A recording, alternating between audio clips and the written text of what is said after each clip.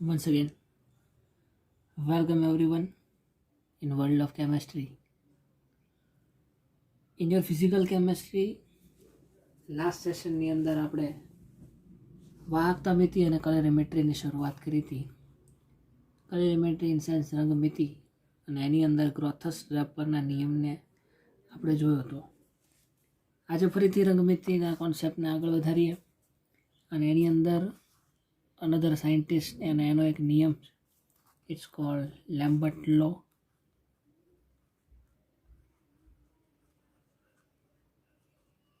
લેમ્બર્ટનો નિયમ, લેમ્બર્ટ્સ લો. હિસ્ટ્રીની જો વાત કરીએ તો ઈસવીસન 1760 લેમ્બર્ટ જ્યારે એક્સપેરિમેન્ટ કરતા હતા કલરીમેટ્રી અથવા તો બીજા કોઈ પણ એડસોર્પ્શન અથવા કોઈ રંગીન પદાર્થના અધિશોષણ, કારણ કે એ વખતે એડસોર્પ્શનનો કોન્સેપ્ટ પણ વધારે પ્રમાણમાં ચાલતો હશે એવું આપણે માનીએ. તો એ સેડ દેટ જે એણે સેમ્પલ પદાર્થ લીધેલો હતો એ પદાર્થની સપાટી ઉપર જ્યારે પ્રકાશ આપાત કરવામાં આવે ત્યારે ત્યાં કંઈક ઘટના ઘટતી હોવી જોઈએ. ઇટ મીન્સ કે આ સોલિડ સબસ્ટન્સ આપણી પાસે હોય એના ઉપર આપણે આ રીતના ટોર્ચ લાઇટ જે કાંઈ હોય આપણી પાસે એને આ રીતના પ્રતાડિત કરીએ તો ત્યારે આ કોઈ સમઘન એની સપાટી ઉપર અને આ લાઇટ એ પ્રકાશ એમના વચ્ચે કંઈક ઇન્ટરેક્શન થતું જોવા મળે. તો એ ઇન્ટરેક્શન કેવા પ્રકારનું છે એના ડિસ્કશન માટે એણે આ નિયમ આપેલો. પદાર્થ જે સેમ્પલ માટે લીધો છે પદાર્થની જાડાઈ અને જે પ્રકાશનું અહીંયા શોષણ થાય છે એમના શોષણ, ઇટ મીન્સ જે પ્રકાશની અહીંયા શોષણ થાય છે એની તીવ્રતા અને આ પદાર્થની જાડાઈ એની વચ્ચેનો સંબંધ દર્શાવતો નિયમ જે એ લેમ્બર્ટના નિયમ તરીકે ઓળખવામાં આવે છે. એણે સ્ટેટમેન્ટ આપેલું છે. he said that માધ્યમની જાડાઈ સાથે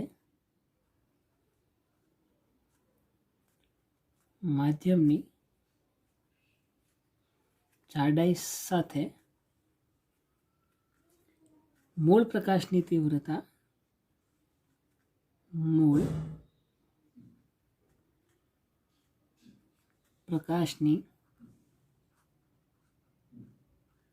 તીવ્રતા ના વેગમાં થતો ઘટાડો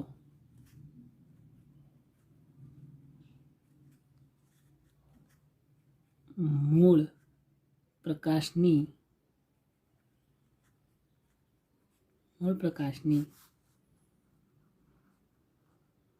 તીવ્રતાના સમપ્રમાણમાં હોય છે. This is the statement of Lambert law. એટલે કે જેમ જેમ પદાર્થની જાડાઈ અથવા માધ્યમની જાડાઈ જે એ વધારવામાં આવે તેમ તેના ઉપર જે પ્રકાશ આપાત થાય છે એ સાંદ્રતામાં ઘટાડો થતો આપણને જોવા મળે છે. ગાણિતિક સ્વરૂપને જો આપણે લખવું હોય તો આપણે લખી શકીએ minus rate of reaction di/dt is proportional to I, જ્યાં t જે સ્મોલ t એ માધ્યમની જાડાઈ છે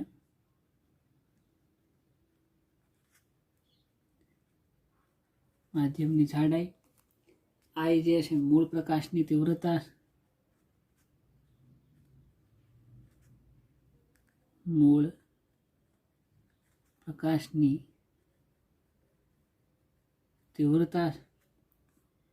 હવે જ્યારે આ પ્રપોર્શનલી સાઇન દૂર કરીએ minus di/dt is equal to k into I. k જે એ વિચલન અચળાંક છે.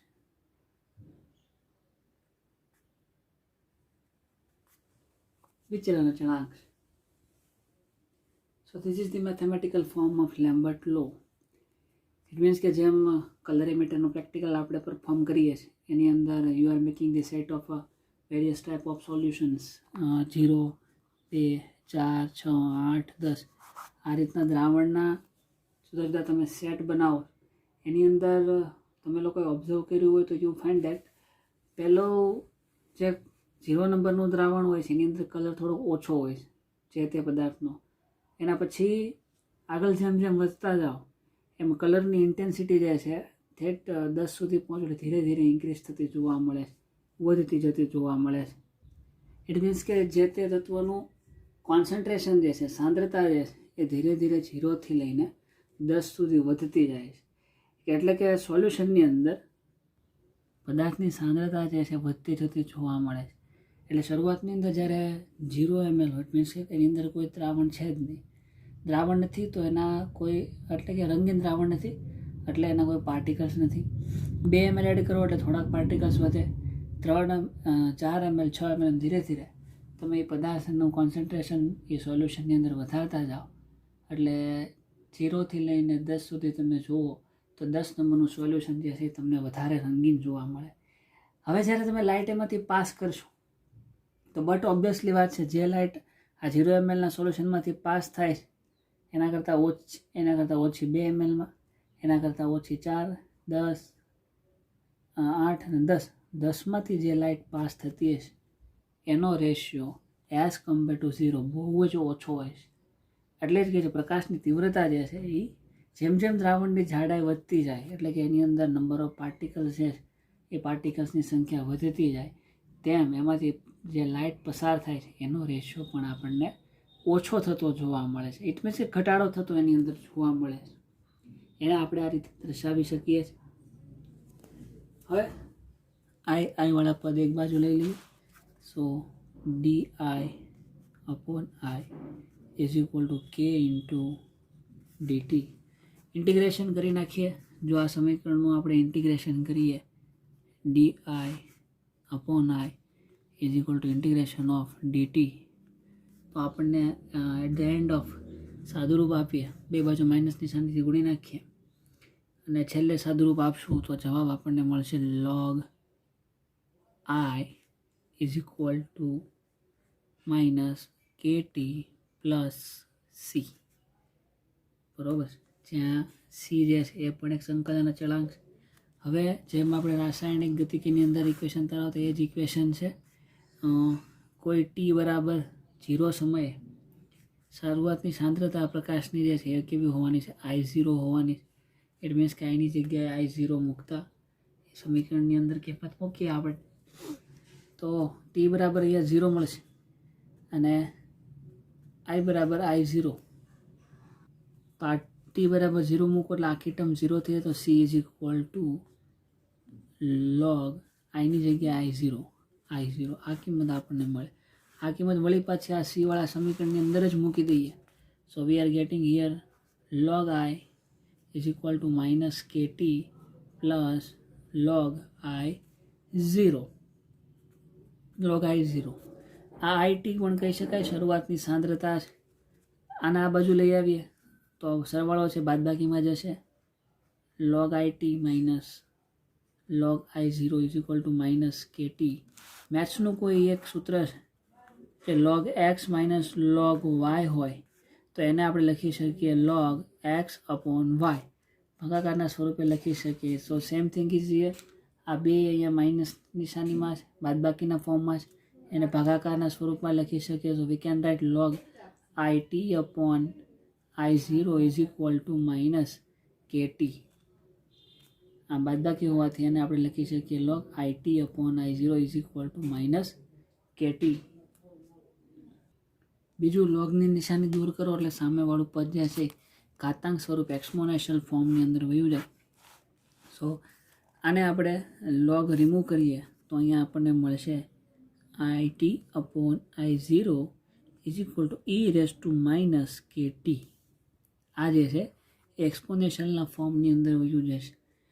બીજું I0 ના બાજુ લઈ જઈએ તો IT બરાબર I0 અને આ આખી કિંમતને નેચરલ ઘાતાંકની અંદર ફેરવો તો પણ ફેરવી શકાય, અથવા તો એની જગ્યાએ એને બેઝ 10માં 10⁻² KT આ રીતે પણ આને લખી શકાય.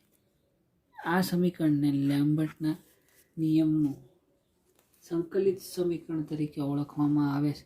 એની અંદર ક્લિયરલી જે જોવા મળે છે કે શરૂઆતની સાંદ્રતા જે છે એ મૂળ તીવ્રતા અને પછીની સાંદ્રતા બેના એકબીજાના સમપ્રમાણમાં છે. So this is the Lambert law. આ લેમ્બર્ટના નિયમનો ઉપયોગ કરીને જ આપણે રંગમિતિ પ્રેક્ટિકલ તમે લોકો જે ફિઝિકલ કેમેસ્ટ્રી પ્રેક્ટિકલમાં કરો છો એની અંદર એનો યુઝ થાય કે જેમ કોન્સન્ટ્રેશન વધતું જાય સોલ્યુશનની અંદર, અથવા તો જેમ માધ્યમ, અહીંયા તો માધ્યમની જાડાઈ કીધેલી છે તો આપણે ઇન સેન્સ એવું વિચારી શકીએ કે મેં તો કોન્સન્ટ્રેશન ટર્મ્સમાં તમને સમજાવ્યું, પણ એવું પણ બને કે તમે જે આ સોલ્યુશનને જે કાચમાં લ્યો છો એ કાચ જે છે જે SMFની અંદર લ્યો એ વધારે જાડો કાચ હોય તો પણ થોડું ઘણું સાંદ્રતામાં તીવ્રતાની અંદર થતો ઘટાડો આપણને જોવા મળે. સો ધીસ ઇઝ લેમ્બર્ટ લો. હવે આવો જ એક વૈજ્ઞાનિક છે જેણે આ રીતના નિયમો આપ્યા છે, એનું નામ છે બિયરનો નિયમ. એનો નિયમ જે મેં કોન્સન્ટ્રેશનની વાત કરી હતી એક્ઝેક્ટ એને મળતો આવે છે, અથવા તો એનો જ છે એવું કહી શકીએ. તો એણે એવું કીધેલું છે જ્યારે રંગીન પદાર્થ હોય, જે મેં હમણાં વાત કરી હતી, આ રંગીન પદાર્થની સાંદ્રતા કોન્સન્ટ્રેશન એનો અભ્યાસ કરવામાં આવે ત્યારે જે શોષણ પામતો પ્રકાશ છે એનો અને પદાર્થની સાંદ્રતાનો સંબંધ દર્શાવતું સમીકરણ અથવા તેના વિશે માહિતી બિયર નામના વૈજ્ઞાનિકે આપી. એનું સ્ટેટમેન્ટ કંઈક એવું હતું કે શોષણ કરતો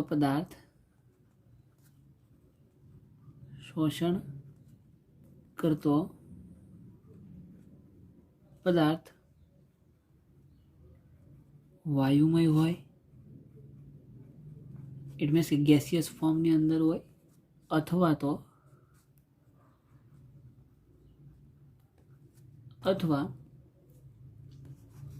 પદાર્થ પારગમ્ય માધ્યમમાં ઓગાળેલો હોય.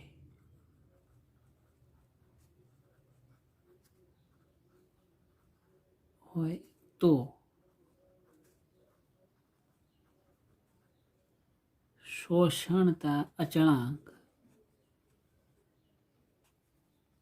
સાંદ્રતાના સમપ્રમાણમાં હોય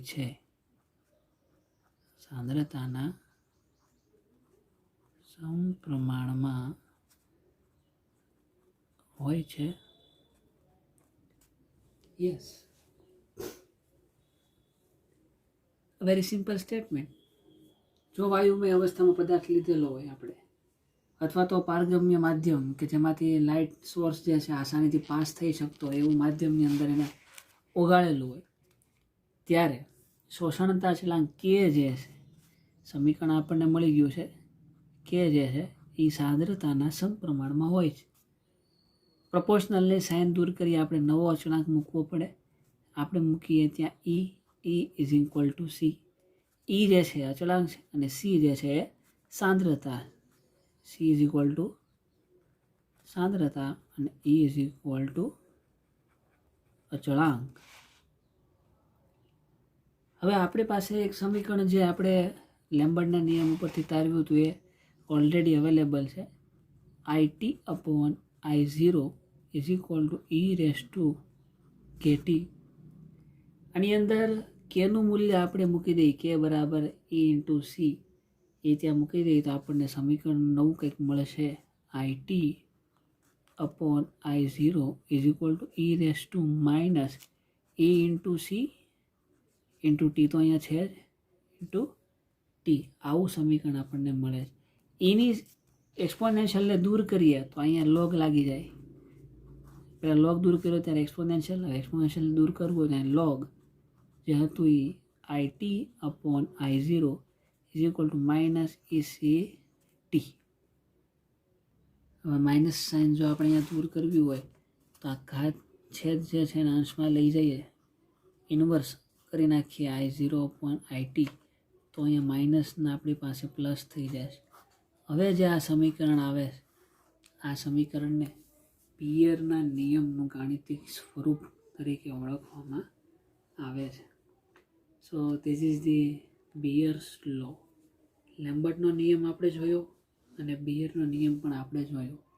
એપ્લિકેશન પોર્શન, સો ફિઝિકલ પ્રેક્ટિકલ આપણે જે કરીએ રંગમિતિ અનુમાપન, એ રંગમિતિ અનુમાપનની અંદર નિકલ અથવા તો પેરાસેમોનિયમ સલ્ફેટ જે કંઈ મેટલ આપણને આપેલી હોય છે એના રંગની તીવ્રતાનો અભ્યાસ આ બે નિયમોને આધીન છે. ઇટ મીન્સ કોઈ પણ પદાર્થની સાંદ્રતા જો ગોતવી હોય તો એ લેમ્બર્ટ બેન નિયમો અથવા તો રંગમિતિ અનુમાપન વડે ગોતી શકાય છે. So this is the main application of Lambert and Beer's law in the colorimetry. હવે પ્રેક્ટિકલ્સની અંદર આપણે બે ટર્મ વિશે વધારે વાત કરીએ. આપણા પ્રેક્ટિકલ્સ લેવલની વાત કરીએ તો એની અંદર જેમ મેં કીધું, સાંદ્રતા વધતી જાય એમ પ્રકાશ જેમાંથી પાસ થતો છે એની તીવ્રતા જે છે એમાં ઘટાડો આપણને થતો જોવા મળે છે. તો ખેર આપણે જે પ્રેક્ટિકલ કરીએ એમાં એક ટી ટ્રાન્સમિટન્સ જેને પારગમ્યતા કહીએ છીએ અને એક બીજો શબ્દ છે ઓડી ઓપ્ટિકલ ડેન્સિટી એટલે પ્રકાશ ઘનતા. આ બે વસ્તુઓ આપણે આપણા પ્રેક્ટિકલની અંદર મેઝર કરીએ. So what is that? So પારગમ્યતા અથવા તો ટ્રાન્સમિટન્સ એટલે શું? તો જ્યારે કોઈ હવામાંથી પ્રકાશની કિરણાવલી પસાર થાય છે ત્યારે એમાંથી પરગમન પામતા પ્રકાશની તીવ્રતા I0 જેટલી હોય, એમાંથી ટ્રાન્સમિટ થઈ જાય. પણ વિકિરણો જ્યારે દ્રાવણમાંથી પસાર થતા હોય ત્યારે વિકિરણોનો અમુક ભાગનું એ દ્રાવણની અંદર શોષણ થઈ જાય છે. જે ફોર એક્ઝામ્પલ આ એટમોસ્ફિયર છે એમાંથી કિરણો પાસ થશે તો એઝ ઇટ ઇઝ આમનામ પાસ થઈ જશે. બટ આપણી પાસે કોઈ સોલ્યુશન છે આ રીતે, એની અંદર દ્રાવણ ભરવું, એમાંથી જે લાઇટ સોર્સ અહીંથી આમ પાસ થશે એ પૂરેપૂરું આ બાજુ પાસ નહીં થાય, એમાંથી અમુકનું શોષણ થઈ જશે અને અમુક સબસ્ટન્સ જે છે એ સોલ્યુશનની બહાર આવી જાય છે. તો અમુકનું શોષણ થઈ જાય છે અને અમુક ભાગનું નિર્ગમન પામે છે. તો આ વખતે પરગમન પામતો જે પ્રકાશ જે છે, અહીંથી બહાર આવતો જે પ્રકાશની તીવ્રતા છે ત્યારની તીવ્રતાને આપણે IT વડે દર્શાવીએ અને આ બેનું સમીકરણ આપણી પાસે છે IT/I0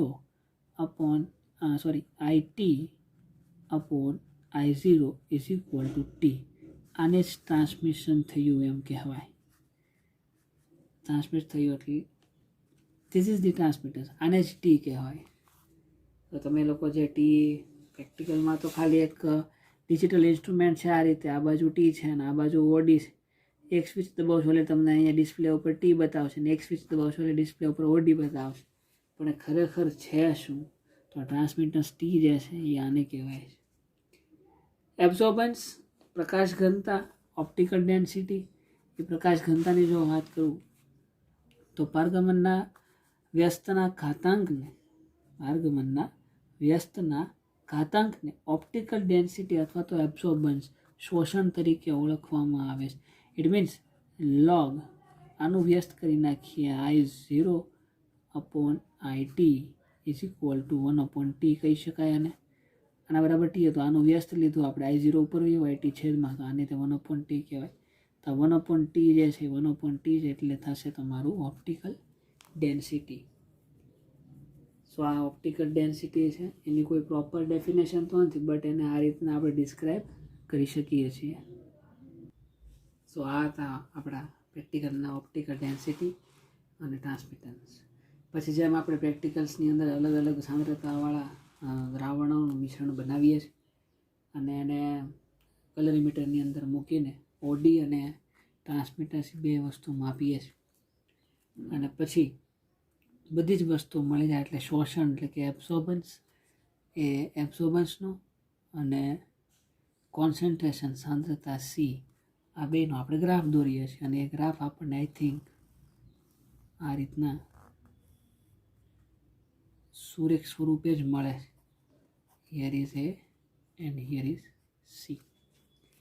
જો ગ્રાફ અહીંયા સુરેખ મળે તો આપણે એવું કહી શકીએ કે અહીં લેમ્બર્ટ દ્રાવણ એ લેમ્બર્ટ અને બિયરના નિયમનું પાલન કરે છે તેમ કહેવામાં આવે છે. હવે આપણે બધાને ખબર છે આ પ્રેક્ટિકલ વસ્તુઓ, સો પ્રેક્ટિકલ્સની અંદર થોડી ઘણી ઉણપ તો રહેવાની જ હોય છે. બીજું, આપણે જે આ પ્રેક્ટિકલ પરફોર્મ કરીએ છીએ એ અમુક એક્ઝેક્ટ લાઇટ અમુક તરંગ લંબાઈ ફિક્સ રાખવામાં ફિલ્ટરનો ઉપયોગ કરવા, ફિલ્ટર એવો શબ્દ વાપરીએ 540 નંબરનું ફિલ્ટર જે એ વાપરીએ છીએ કે જેમાંથી યોગ્ય તરંગ લંબાઈની પ્રકાશ જે છે એ પાસ થતો હોય અને આપણે જે દ્રાવણ એઝ અ સેમ્પલ લીધેલું છે એની અંદરથી એ પસાર થાય એટલે આપણને એને અનુરૂપ જે છે એ રીડિંગ જે છે આપણને મળતા હોય છે એવું આપણે કહીશું. હવે ઘણી વખત આ લેમ્બર્ટ બિયર્ડનો નિયમ આવું કહે છે કે આફ્ટર ધી ઓલ એક્સપેરિમેન્ટ, પ્રયોગ જેવો પૂરો થાય એટલે you are getting the straight line like this, but sometime this thing is not happen. એટલે કે આની ઉપરથી થોડું ઘણું આપણને વિચલન થતું જોવા મળે છે, જેને લેમ્બર્ટ બિયરના નિયમનું વિચલન એવું કહી શકાય. તો એના થોડા ઘણા પોઈન્ટ્સ છે. લેમ્બર્ટ બિયરનું વિચલન.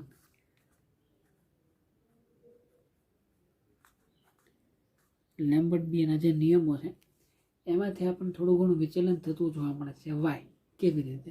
તો ફર્સ્ટ પોઈન્ટ એનો કંઈક એવો છે કે રંગીન દ્રાવણનું સ્વરૂપ તમે જે લીધેલું છે, મીન્સ કે જે સોલ્યુશન તમે લીધેલું છે એ આખા પ્રેક્ટિકલ દરમિયાન જે છે એઝ ઇટ ઇઝ જ રહેવું જોઈએ. એનો મતલબ એનું સ્વરૂપ બદલાવવું જોઈએ નહીં, પહેલું પોઈન્ટ. બીજું કે રંગીન દ્રાવણમાં આયનીકરણ, વિયોજન થતું ન હોવું જોઈએ. આયનીકરણ પણ ન થતું હોય. જે સોલ્યુશન વિચલન અટકાવવા માટે સુરેખ ગ્રાફ આપણે મેળવવા માટેના પ્રિકોશન્સ જે એ આપણે લેવા પડશે, એનું આ લિસ્ટ છે એવું પણ કહી શકાય. એક તો દ્રાવણનું સંઘટન બદલાવવું ન જોઈએ, બીજું એનું આયનીકરણ પણ ન થવું જોઈએ, એક આયોનાઇઝેશન ન થવું જોઈએ. થર્ડ પોઈન્ટ કે મન દ્રાવણ જ નિયમને અનુસરે છે, સાંદ્ર દ્રાવણની અંદર આ નિયમ લાગુ પડતો નથી. ઇટ મીન્સ કે તમે જે દ્રાવણ લો છો દ્રાવણ જે છે એ મંદ દ્રાવણ હોવું જોઈએ, કારણ કે એને જ લાગુ પડે છે. સાંદ્ર દ્રાવણની અંદર આ નિયમ લાગુ પડતો નથી. ચોથો પોઈન્ટ છે કે દ્રાવણમાં જે કણો સોલિડ ફોર્મમાં ન હોવા જોઈએ અથવા તો ઘન સ્વરૂપે બહુ જ ન હોવા જોઈએ, જેનાથી વ્યતિકરણની ઘટના જોવા મળે છે. ઇટ મીન્સ કે સોલ્યુશન હોય એની અંદર જો એટલા પાર્ટિકલ્સ મોટી સંખ્યામાં રહી જતા, લંબિત કણો રહી જતા હોય અને જો લાઇટ આની પર પડે તો એ પ્રકાશનું વિખેરણ જે છે આ રીતે ચારે દિશામાં કરી દે, સ્કેટરિંગની ઘટના ઉત્પન્ન થાય. એટલે એવા કણો પણ હોવા જોઈએ નહીં. બીજું, દ્રાવણ જે છે સંપૂર્ણ પારદર્શક માધ્યમની અંદર હોવું જોઈએ અથવા તો એવા દ્રાવણની અંદર બનાવેલું હોવું જોઈએ. ઇટ મીન્સ આવી રીતના ટ્રાન્સપરન્ટ કોઈ કાચ હોય એની અંદર દ્રાવણને વ્યવસ્થિત ભરેલું હોવું જોઈએ, પારદર્શક હોવા જોઈએ અને સાચા રંગનું હોવું જોઈએ. અને છેલ્લો કે લાંબો સમય આ સોલ્યુશનને આપણે રહેવા દઈ છતાં પણ એ દ્રાવણનો રંગ જે છે એ બદલાવો જોવે નહીં. આવા અમુક 5 કે 6 જે છે precaution we have to take while performing this type of experiment, or specially you can say colorimetry ને પરફોર્મ કરતા હોય at that moment we have to take this type of precautions. તો આ એને વિચલન થતું અટકાવવા માટેના થોડા ઘણા પોઈન્ટ્સ છે. નેક્સ્ટ અને લાસ્ટ પોઈન્ટ કલરીમેટ્રીનો એ છે કે પ્રકાશ ઘનતા અથવા જે એબ્સોર્બન્સ બોડીની આપણે વાત કરીએ એના ઉપર અસર કરતા પરિબળો. સો જે દ્રશ્યમાન રંગ કે જે નરી આંખે આપણે જોઈ શકીએ છીએ એને બદલે સ્પેક્ટ્રોફોટોમીટર વડે માપન કરવામાં આવે જેથી માપનમાં ત્રુટિ નિવારી શકાય. તેમજ આ પદ્ધતિથી પારજાંબલી અને પારરગ વિભાગના કણોનું માપન કરી શકાય છે. So this is the first factor. તો એબ્ઝોર્બન્સનું મૂલ્ય આપણને એક્ઝેક્ટ મળે. ઓલું આપણે નરી આંખે જોઈને એવું કહી શકીએ આમાં વધારે થશે, આમાં ઓછું થશે, બટ આવા કોઈ સ્પેક્ટ્રોમીટર વાપરીએ જે કલરીમીટરનો ઉપયોગ આપણે કરીએ છીએ એનાથી એક્ઝેક્ટ તો એબ્ઝોર્બન્સની જે સમસ્યા છે એને નિવારી શકાય છે. બીજો પોઈન્ટ, કદમાપક અથવા તો ભારમાપક પરિમાપનમાં દ્રાવણની સાંદ્રતા ખૂબ જ નીચી હોવી જોઈએ જેથી માપન ચોકસાઈથી કરી શકાય અને સાંદ્ર દ્રાવણનું વિચલન માલુમ પડે છે. ઇટ મીન્સ કે જે આગળ હમણાં વાત કરી હતી આપણે કે લેમ્બર્ટ બિયરના નિયમનું વિચલન ન થાય એના માટે દ્રાવણનું કોન્સન્ટ્રેશન જે છે અહીંયા નીચું રાખવામાં આવે. આ એ જ પોઈન્ટ છે. થર્ડ પોઈન્ટ કે રંગ અને સાંદ્રતા વચ્ચે પ્રમાણાત્મક સંબંધ હોવો જોઈએ, એટલે કે રંગીન સ્થિરતા, દ્રાવણની પારગમ્યતા, પુનઃનિર્મિત ઊંચી સંવેદનશીલતા જરૂરી છે. ઇન શોર્ટ, આ બધી જ વસ્તુને એક જ સાર છે. દ્રાવણ તમે જે આપણે ઉપયોગ કરીએ એ વધારે એક્ટિવ હોવું જોઈએ. બીજું, કોઈ દખલરૂપ પદાર્થોનું સંકીર્ણમાં રૂપાંતર કરી નિષ્ક્રિય બનાવી દેવા જરૂરી છે, જેથી તેને અડચણરૂપ પ્રવૃત્તિ ઘટે. જે આપણે EDT અને એનાલિસિસની અંદર કોમ્પ્લેક્સોમેટ્રિક ટાઇટ્રેશનમાં માસ્કિંગ અને ડીમાસ્કિંગની વાત કરી હતી, એની જેમ અમુક સબસ્ટન્સ એવા હોય કે જે હમણાં આગળ વાત કરી હતી કે આલંબિત સબસ્ટન્સ કણો ન હોવા જોઈએ, કારણ કે જો એ બધા હોય તો પ્રકાશનું વિખેરણ કરી નાખે, ઇટ મીન્સ સ્કેટરિંગ અનુભવે, તો આપણને પૂરતું એબ્સોર્બન્સ અથવા તો પૂરતો જે આપણે એક્સપેરિમેન્ટ કરીએ એની અંદર વ્યવસ્થિત રીડિંગ ન મળે, તો એનું સંકીર્ણ બનાવી એને નિષ્ક્રિય કરી દેવામાં આવે છે. નેક્સ્ટ, pH નિયંત્રણ કરવી જરૂરી છે, અને pHનું મૂલ્ય બદલતા પારગમન અને એબ્સોર્બન્સ એના મૂલ્યો બદલાઈ જાય છે. સો pHને પણ ત્યાં મેન્ટેન કરવી જોઈએ. ત્યારબાદ જે પદાર્થનું માપન કરવાનું છે આપણે તેને કાર્બનિક દ્રાવક વડે પ્રક્રિયા કરાવી સંકીર્ણ બનાવવામાં આવે છે, એટલે કે એનું કોમ્પ્લેક્સ બનાવવામાં આવે અને તેને અન્ય પદાર્થથી અલગ કરવામાં આવે છે, એટલે કે દ્રાવક નિષ્કર્ષણ પદ્ધતિ વડે અલગ કરવામાં આવે છે. સોલ્વન્ટ એક્સટ્રેક્શન, આઈ થિંક આ પોર્શન પણ આપણે ભણી ચૂક્યા છીએ. દ્રાવક નિષ્કર્ષણ પદ્ધતિ અને complexometric titration, very important topics both are. ત્યારે પણ મેં તમને કીધું હતું કે આ બહુ જ અગત્યના કોન્સેપ્ટ છે, જે પ્રેક્ટિકલ્સની અંદર બહુ જ ઉપયોગી છે. નેક્સ્ટ, બાષ્પીભવનથી અલગન શક્ય હોય તો તે પદ્ધતિ વડે અલગીકરણ કરી પૃથ્થકરણ કરવામાં આવે છે બાષ્પીભવનથી. અને 8મો છે નિયત સ્થિતિમાને વિદ્યુત વિભાજનથી અલગ કરી પૃથ્થકરણ કરવું. વિદ્યુત વિભાજનની પ્રક્રિયા અને બાષ્પીભવનની પ્રક્રિયા, આ બેથી આપણે એને અલગ કરી શકીએ છીએ. અને લાસ્ટ પોઈન્ટ જે છે કે અધિશોષણ ક્રોમેટોગ્રાફી જે આપણે કરીએ એમાં આયન વિનિમય ક્રોમેટોગ્રાફી જેવી ભૌતિક પદ્ધતિ વડે અલગન કરી પૃથ્થકરણ કરવામાં આવે. તેથી જે દખલ કરતા ઘટકો જે છે, કદાચ કોમ્પ્લેક્સોમેટ્રિક ટાઇટ્રેશન ન વાપરવું તો ક્રોમેટોગ્રાફીનો ઉપયોગ કરીને પણ આપણે એને અલગ કરી શકીએ છીએ. So this are the some few factors who's affecting the absorbance. પ્રકાશની ઘનતા જે છે એના ઉપર અસર કરતા અમુક પરિબળો છે એ છે. સો બાકી તો તમે પ્રેક્ટિકલ પરફોર્મ કરો છો લેબની અંદર, સો એનો થોડો ઘણો ફંડા જે છે એ તમારા સિલેબસની અંદર છે. ડીપમાં તો બહુ જ બધું છે, but it is not necessary at all. Just ખાલી લેમ્બર્ટ એન્ડ બીયર્સ લો, દ્રાવણ અને માધ્યમની જાડાઈ ઉપર અને એના કોન્સન્ટ્રેશન ઉપર શું ઇફેક્ટ થાય છે પ્રકાશની સાંદ્રતા, એનો જ ખાલી અહીંયા અભ્યાસ. સો ધેટ્સ ઓલ. અહીંયા તમારું જે કલરીમેટ્રી જે છે એને આપણે પૂર્ણ જાહેર કરીએ છીએ. એન્ડ હવે તો જે થિયરી આપણે હમણાં જોઈ, આ એનો જ પ્રેક્ટિકલ છે રંગમિતિ અનુમાપન, જેની અંદર નિકલનું દ્રાવણ તમને આપેલું હોય અને કલરીમેટર ઇન્સ્ટ્રુમેન્ટની મદદથી તમારે એને આઈડેન્ટિફાઈ કરવાનું હોય. તો this is the colorimeter instrument in our physical lab. colorimeter instrument એની અંદર you can see here આપણે જે ફિક્સ વેવલેન્થની ફિલ્ટર્સની વાત કરી તે ફિલ્ટર અહીંયા આવેલો છે 540. આ બાજુ ફેરવશો 570, હજી આમ ફેરવશો 600. ઇટ મીન્સ કે આ બાજુ વધતા જશે. આને આ બાજુ ફેરવશો 70, 540, 520, 490. પણ આપણે જે ફિલ્ટર વાપરવાનું છે એ 540નું જે અહીંયાથી સેટ થાય. આની અંદર સેમ્પલ નાખવાનું હોય છે. સેમ્પલ ડાયરેક્ટ નહીં, પણ આ જે કલરીમીટર ટ્યુબ જે હોય છે એ કલરીમીટર ટ્યુબની અંદર સેમ્પલ, અહીંયા જે કદાચ કેમેરાની અંદર કાપો એ બતાવતો હોય તો યુ કેન સી, આ એક કાપો અહીંયા આપેલો છે. જો આ કાપા સુધી સેમ્પલને ભરવાનું હોય છે અને પછી આની અંદર એને મૂકી દેવાનું હોય, જેથી તમને રીડિંગ જે છે જોવા મળશે. રીડિંગ માટે you can see this is the digital colorimeter. Set 0 આપેલું છે અને અહીંયા મોડ્સ આપેલા છે. સેટ 100 આપેલું છે. એના માટે સેટ 0 અને સેટ 100 એના માટે વી use the sample of water. You can C કે મેં આની અંદર કાપા સુધી ડિસ્ટિલ વોટર જે છે એને ભરી દીધું છે. હવે ઇન્સ્ટ્રુમેન્ટને આપણે સ્વિચથી સ્ટાર્ટ કરીએ.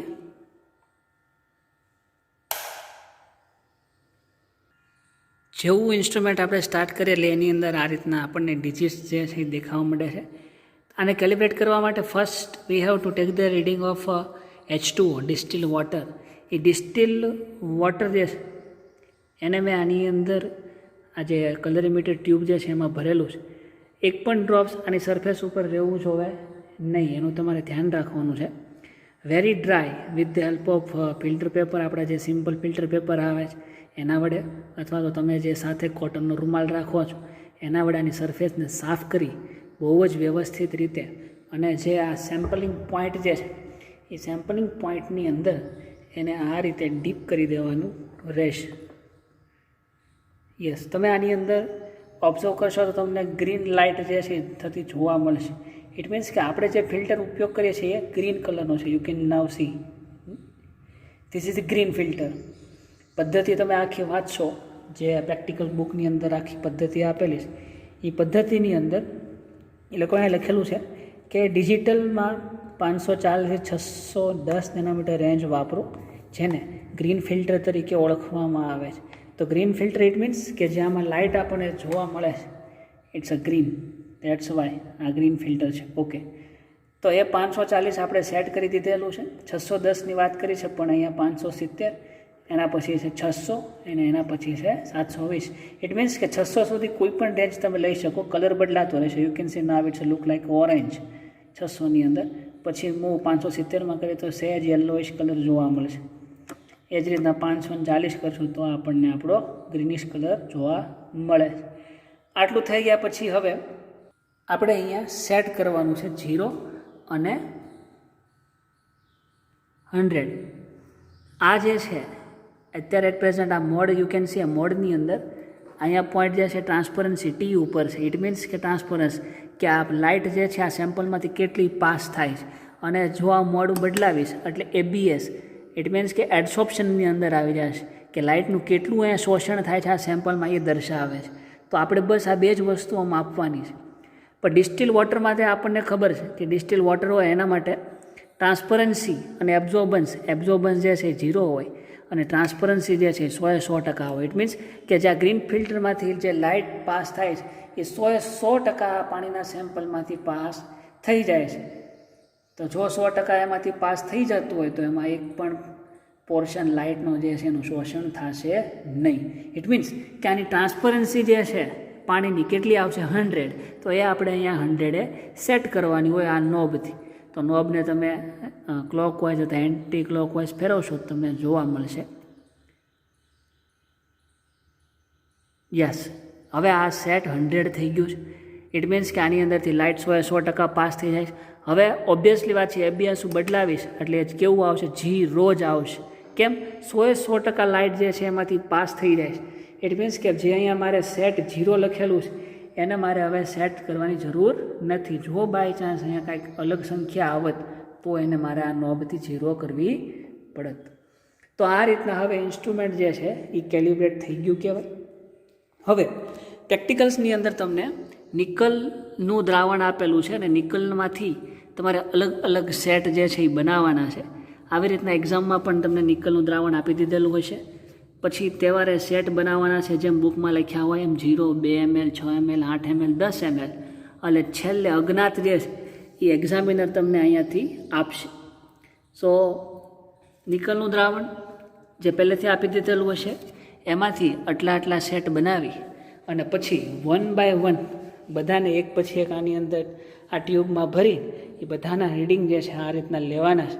એટલે છેલ્લે તમને at the end of the practical એક તો %T અને એક OD એટલે કે ABS તમને અહીંયા મળશે અને કોષ્ટક જે છે એ પૂર્ણ થઈ જશે.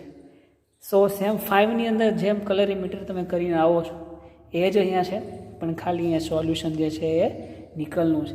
નિકલના સેટ બનાવવા માટે એની અંદર બીજા કયા દ્રાવણ ઉમેરવાના છે એ બધી જ વસ્તુઓ જે છે આની અંદર લખેલી છે. So I hope it's a very easy practical for you. અને જો એક્ઝામની અંદર પણ આવશે so I think it is not as difficult to you. એની અંદર તમારે જનરલી એક તો બ્રોમિન જળ તમને ટેબલ ઉપર અવેલેબલ હશે, નિકલનું દ્રાવણ આપેલું હશે અને 1:1 એમોનિયા અને થોડા પ્રમાણમાં એની અંદર ડીએમજી 1% ડીએમજી ડાયમિથાઇલ ગ્લાયકોઝાઇમનું દ્રાવણ જે છે એ એડ કરવાનું રહેશે. બસ એ બધી જ વસ્તુ એડ કરો એટલે આ બધા જ ફ્લાસ જે છે એની અંદર થોડો ઘણો કલર આવશે અને કલરની જ તમારે ઇન્ટેન્સિટી કલર અથવા તો જે કલર આવે છે એ કોઈ નિકલ સોલ્યુશન જે આપણે લીધેલું છે એ નિકલ સોલ્યુશનને લીધે જ એ કલર આવે છે. તો નિકલના અણુઓની અંદર જેમાં વધારે હશે એમાં વધારે કલર આવશે અને એનું આની અંદર ટ્રાન્સપરન્સી અને એબ્ઝોર્પ્શન જે છે તમારે 1/1 આ બધાના માપવાના છે. તો આ પ્રેક્ટિકલ તમારો જે છે એ કલરીમીટરનો છે. જે થિયરી હમણાં આપણે આગળ જસ્ટ જોઈ આ એનો જ પ્રેક્ટિકલ છે. So I think it is quite easy for you. છતાં આમાં કોઈને કાંઈ પ્રશ્ન હોય તો એટ એ ટાઈમ ગમે ત્યારે મને પૂછી શકે છે. Thank you very much. This is another practical of your physical chemistry and that is the viscometer. Viscometer SEM 5 ની અંદર તમે ઓલરેડી કરી જ ગયા છો. In this practical there are the availability of the various types of solutions and you have to measure the viscosity of all these unknown solutions. એના માટે જે ઇન્સ્ટ્રુમેન્ટનો ઉપયોગ થાય છે તેને વિસ્કોમીટર તરીકે ઓળખવામાં આવે છે. Viscometer is something look like this. આવી રીતના અને જોઈ શકાય છે.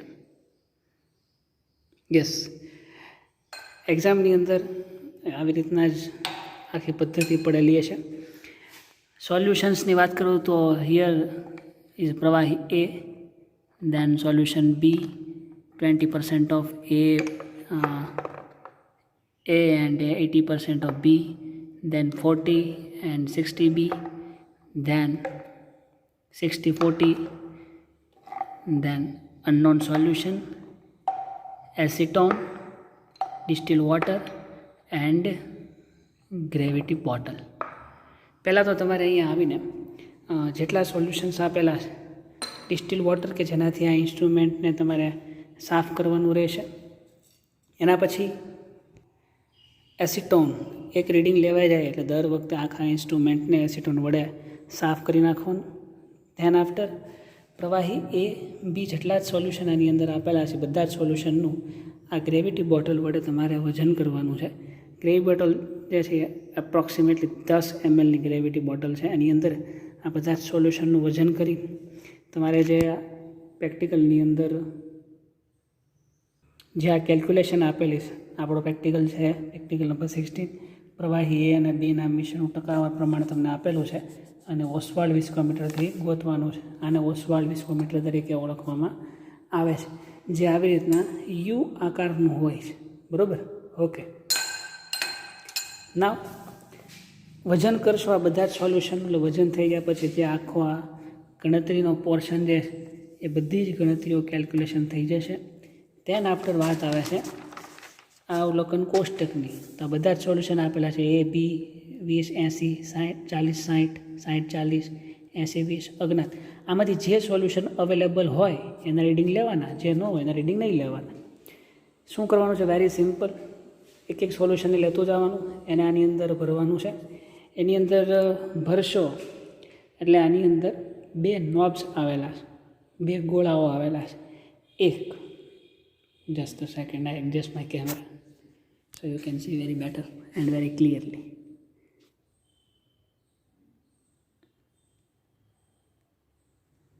યસ, તમે કોઈ પણ સોલ્યુશન જે છે એ સોલ્યુશનને પહેલાં તો આની અંદર અહીંયાથી ભરશો. એ સોલ્યુશનને જેવું અહીંથી ભરશો એટલે ધીરે ધીરે નીચે ઉતરીને એ આ ગોળાની અંદર આવશે. Yes, you can see in this viscometer. આની અંદર એક નોબ જે છે, વાત એમ કરતો હતો અહીંથી તમે સોલ્યુશનને નાખશો એટલે ધીરે ધીરે સોલ્યુશન આ ગોળાની અંદર ભરાશે. ક્યાં સુધી ભરવાનું છે?